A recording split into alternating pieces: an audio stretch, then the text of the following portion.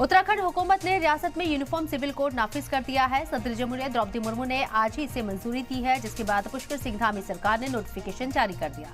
इसके साथ ही यूसीसी नाफिज करने वाली उत्तराखंड मुल्क की पहली रियासत बन गई है। उत्तराखंड असेंबली ने 7 फरवरी को यूनिफॉर्म सिविल कोड को असेंबली से पास किया था। यूसीसी के तहत अब रियासत में शादी, तलाक, जानशीन और लिव इन रिलेशन को काबू में किया जाएगा। यूसीसी का नोटिफिकेशन जारी होने के बाद अब रियासत में पिछले सभी पर्सनल कानून खत्म हो जाएंगे। यानी इस बीच ये भी समझने की जरूरत है कि यूसीसी से मजहबी अकीदों पर कोई फर्क नहीं पड़ेगा, मजहबी रीति रिवाज पर कोई असर नहीं होगा।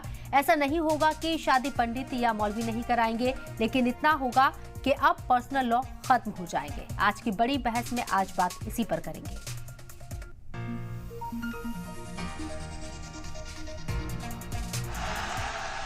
लोकसभा इलेक्शन करीब आते ही जहां एक तरफ मुल्क भर में सीए का शोर है, तो वहीं दूसरी जानिब आज यूनिफॉर्म सिविल कोड पर भी एक बड़ी खबर आई।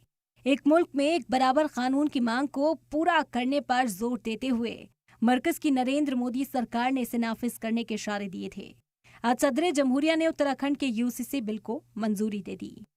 यूनिफॉर्म सिविल कोड बिल पर सदर जमहूरिया की मुहर लगते ही उत्तराखंड हुकूमत ने रियासत में यूनिफॉर्म सिविल कोड नाफिज कर दिया है।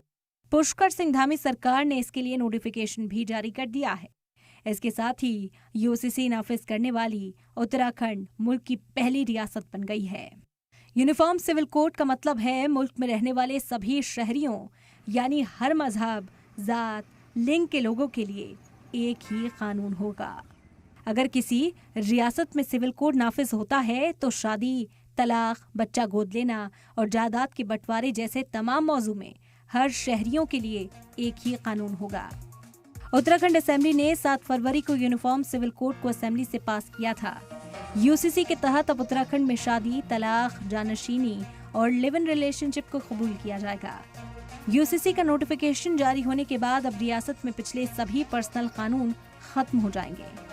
यूनिफॉर्म सिविल कोड नाफिज होने के बाद अब उत्तराखंड में यूसीसी के तहत शादी, तलाक, जायदाद, गोद लेने जैसे मामले होंगे। हर मजहब में शादी, तलाक एक ही कानून के तहत होंगे। जो कानून हिंदुओं के लिए वही दूसरों के लिए भी होंगे। बिना तलाक के एक से ज्यादा शादी नहीं कर पाएंगे और शरीयत के मुताबिक जायदाद का बंटवारा नहीं होगा। हालांकि मजहबी अकायद पर कोई फर्क नहीं पड़ेगा, मजहबी रीति रिवाज पर कोई असर नहीं पड़ेगा। खान पान, पूजा, इबादत, पहनावा पर कोई असर नहीं होगा। इस बीच हैरान करने वाली बात यह है कि यूनिफॉर्म सिविल कोड का मतलब ही है सभी पर एक बराबर का कानून नाफिज होगा। तो फिर उत्तराखंड की 4% शेड्यूल्ड ट्राइब आबादी को कानून से बाहर क्यों रखा गया? शेड्यूल्ड कास्ट को शामिल क्यों नहीं किया गया और आबादी कंट्रोल के इक़दामात क्यों नहीं किए गए?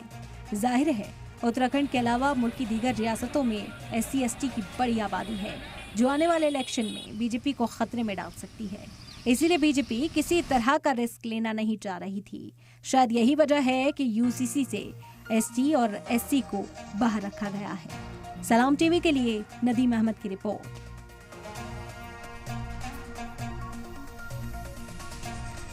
उत्तराखंड वाहिद रियासत बन गया है जहां यूसीसी नाफिज हो गया है। आज नोटिफिकेशन भी जारी कर दिया गया। सदर जमहूरिया द्रौपदी मुर्मू के जरिए से मंजूरी दे दी गई है और आपको बता दें कि यूसीसी के जरिए दावा किया जा रहा है कि तमाम लोगों को एक समान कानून में बांधने की कोशिश की गई है यूसीसी के जरिए।